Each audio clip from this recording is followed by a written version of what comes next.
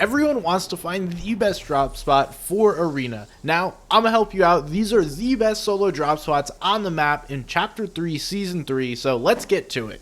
The first drop is Fungi Farms. It's in the bottom left corner of the map, so let's go over the pros and cons. First, the pros, the good stuff. We got slurp barrels and a ton of mushrooms. Basically, you're gonna walk out of here with a free 100 shield and keep whatever shield you find on the ground.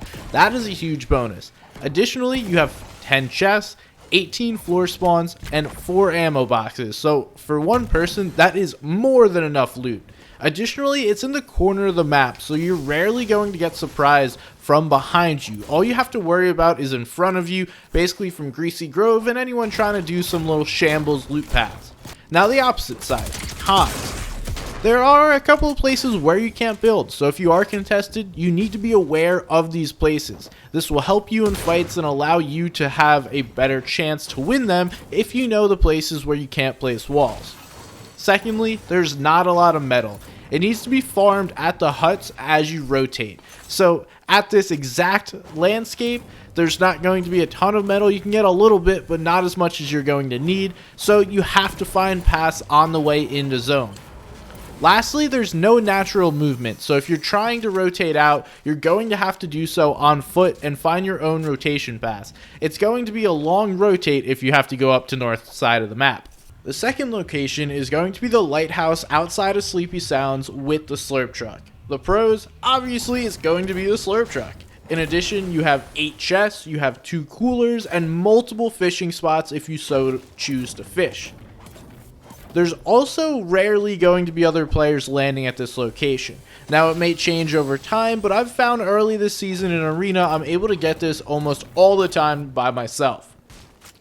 Next, we're going to be able to steal tags or elims at Sleepy, and rarely if ever will players come and try and full key you out on this little peninsula.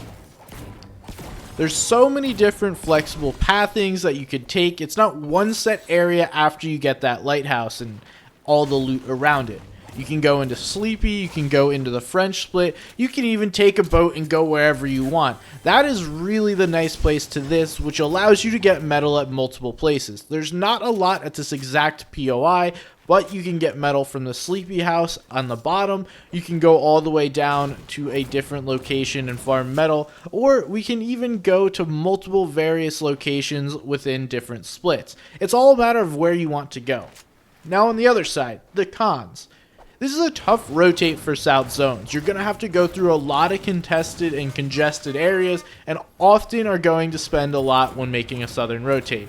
There's not a lot of natural cover, so if a player is going to tag you up and you don't have any materials early on, you're not going to be able to go anywhere. Last, contests are 50-50.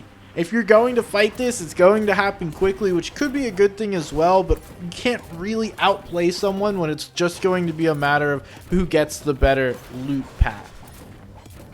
Next up, we got a new POI, or a new area of the map that used to be the Collider. It's East Loot Lake. So, let's talk about the pros. There are so many slurp barrels on this side of the map and lake. You can easily get 100 HP without spending any shield you find on the ground. There's also lots of coolers, so that means fish, it means clomberries, and splashes. Not only that, but there's 9 chests, 32 floor spawns, 11 ammo boxes, and also natural launch pads to rotate. There is so much right in this one little area, but obviously there's going to be bad sides. Because there's so much, it's going to be contested. There will be players trying to land here just like you. Launch pads make it easy for players to jump on you, so even if they don't land right on you, they can easily grab loot, hit a launch pad, and then land right after wherever they wind up going. Now, there's not a ton of building materials in the immediate area, and additionally, it's a couple of areas that are awkward to build at, so it'll make it more difficult for you to fight at. And if you're not a fan of sound, there's music blasting inside one of the buildings on the east side of this, so it's even that much harder to understand where players are. So those are the cons. Now, if you watched last season's video, this is going to look familiar. The east side of Chonkers is a great spot to land. Now we have noms for shield, quick, to loot and get a few mats. In addition, there's coolers. You have the possibility to even just peek over to chonkers and it may be uncontested. And lastly, for pros, you're going to be able to get shots into chonkers, maybe grab an elim, at least grab a couple of tags. Who knows, maybe some free kills. It's nice to have sometimes. Now, the opposite side, cons, it's a fairly common route. I'm not going to say this is some secret route that nobody's ever going to land at. There's a chance that players land here and you're going to have to fight them. There also may be players that land chonkers, see you over here, and try and chase you down. It is arena, in fact, and players just like to fight in arena. There's going to be long rotates to the north side of the zone, and you need to scavenge for the rest of the materials because there's not a ton of mats right within this one area. It's a great spot to get some loot quickly and move out of. It's not a great spot to hang out and continue to loot. Last but certainly not least is the Shrouded Settlement. Now, this is in the bottom right corner of the map. It is a very high loot condensed area. There are 18 chests just in this small little area. That means you're probably going to be contested down here, but if you get it all to yourself, you're big chilling on some awesome loot. Additionally, there's easy access to materials of all kinds as long as you know what you should be farming, and that's what this video is here for. You see the different kinds of pieces of metal on these shacks. That's what you should be farming, and if you farm that and all the other metal pieces, you should easily get 500. Wood, brick, very accessible in this area. There's also rifts to the southwest if you want to make a rotate without just going left foot, right foot. On the other hand, we have some cons. Players are going to drop here, like I just mentioned, because there is a ton of loot. 18 chests in this small area is not anything to joke about. You're also never really going to pull zones in this area. If you watch a Kinch Analytics video, you know zones don't pull here, and there is so much to hide behind or get snuck.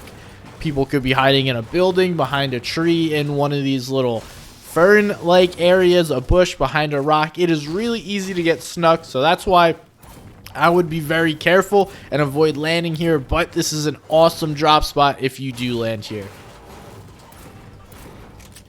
Those are the 5 best solo drop spots for Arena, so I'm going to help you guys get to champs by watching this video and some later tips and tricks to come. Make sure to check out all the videos. We have tons of competitive content if that's what you're interested in. Go ahead, check it all out. YouTube will recommend one of them to you at the end of this video, so I hope you guys enjoyed watching and hopefully you learned something. Let me know down below in the comments what your favorite drop spot is this season. I'm always interested to hear what you guys have to say. But once again, thank you so much for watching. I'm Somebody's Gun. I will see you next time. Peace.